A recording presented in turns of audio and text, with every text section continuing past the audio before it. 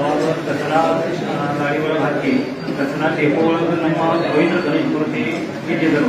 ಅವಾಗಿಂದ ನಿಪ್ಪಾಣಿದ ಯಾವ ನಾಗರಿಕ ಗಣೇಶ ಮೂರ್ತಿ ಅದು ಮಾಡಂಗಿಲ್ಲ, ಸಪೋರ್ಟ್ ಮಾಡಂಗಿಲ್ಲ. ಮತ್ತು ಪ್ರತಿ ವರ್ಷ ನಗರ ಪಾಲಿಕಾ ನಮ್ಮ ಒಂದು ಉಪಕ್ರಮ ಇರ್ತದೆ, ಗಣೇಶ ಮೂರ್ತಿ ನಮ್ಮ ಕಡೆ ಮಾಡಲಿ ಮತ್ತು ಅದು ಎಲ್ಲ ಖರ್ಚು ಮಾಡ್ತಾರೆ. ಅದು ಆಗಬಾರದು ಮತ್ತು ನಮ್ಮ ಹಿಂದೂ ಧರ್ಮದ ಅಪಮಾನ ಆಗಬಾರದು. ಅದಕ್ಕೆ ನಾವು ಬರ್ತೀವಿ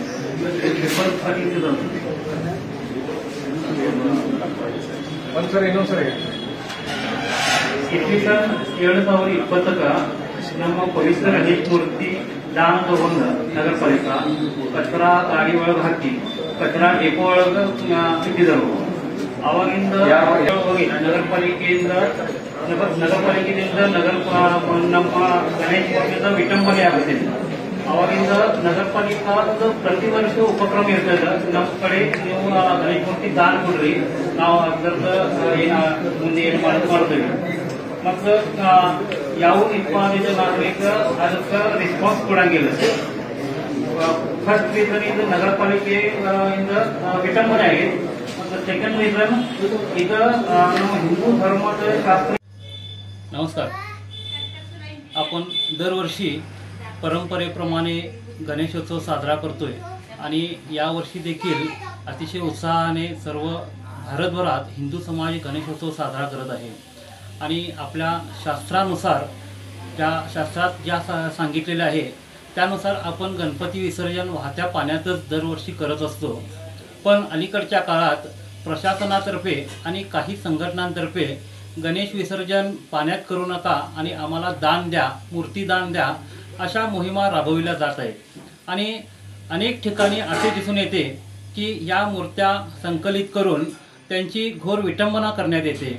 अनेक ठिकाणी सदर मूर्त्या घेऊन त्या मूर्त्या बुलडोजर खाली क्रश करतात, नको त्या ठिकाणी घाण पाण्यामध्ये टाकतात किंवा अनेक प्रकारे त्याची विटंबना केली जाते. आणि ही विटंबना थांबावी अशा प्रकारच्या मोहिमा शासनाने थांबाव्यात यासाठी आम्ही आज सकल हिंदू समाजाच्या वतीने निप्पाणीत लोकायुक्त आले होते, त्यांच्याकडे तक्रार केलेली आहे.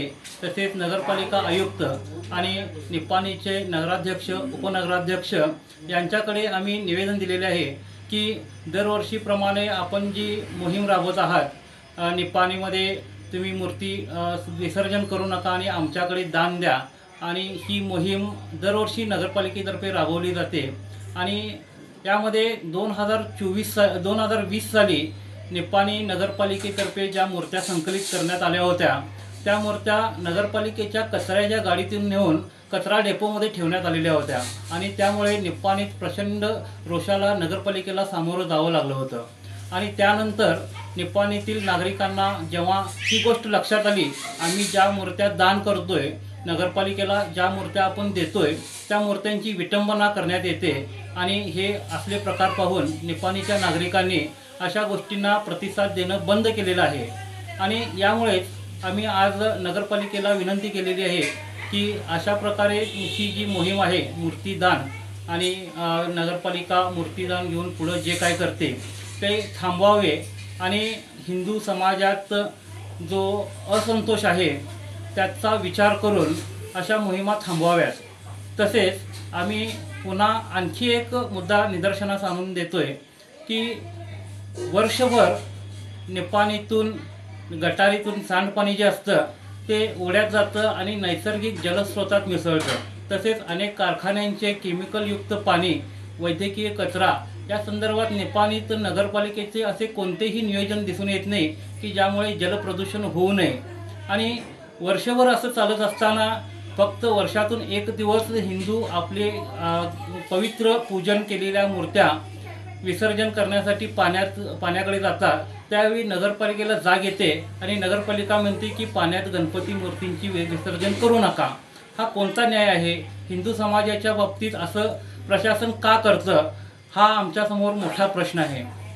आणि त्याच पद्धतीनं नगरपालिका ज्यावेळी असं करते त्यावेळी फक्त हिंदू समाजच का टार्गेट केला जातो अशी आम्ही प्रशासनाला विचारणा करत आहोत.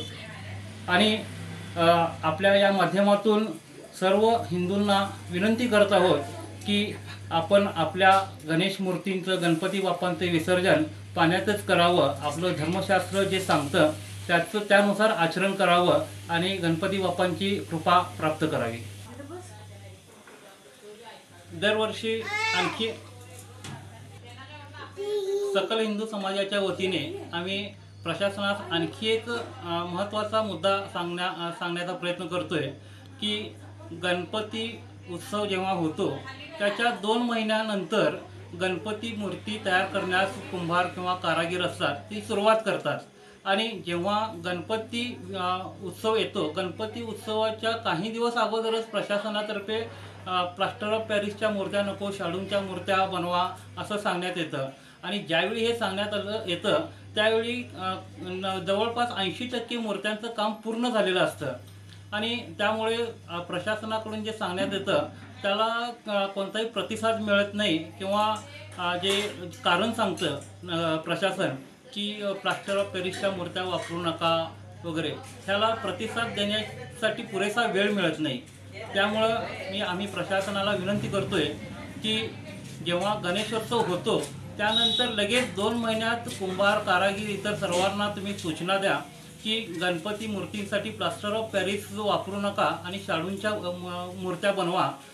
त्यामुळं काय होईल की कुंभारांकडून ज्यावेळी मूर्त्या बनविण्यात येतील त्यावेळी सुरुवातच शाडूच्या मूर्तीपासून होईल आणि त्यामुळं नागरिकांनाही अडचण होणार नाही आणि प्रशासनाला देखील मदतच होईल.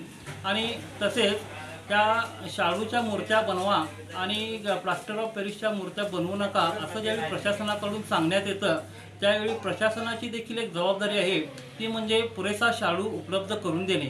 पुरेशी शाडू माती जर शासनाने उपलब्ध करून दिली तर आपले कुंभार बांधव निश्चितच सर्व ठिकाणी शाडूच्या मूर्त्या बनवितील आणि प्रदूषणाचं जे काय नगरपालिका किंवा इतर प्रशासन जे कारण सांगतं त्यात नागरिकांना सहाय्य करण्यासाठी चांगली गोष्ट होईल.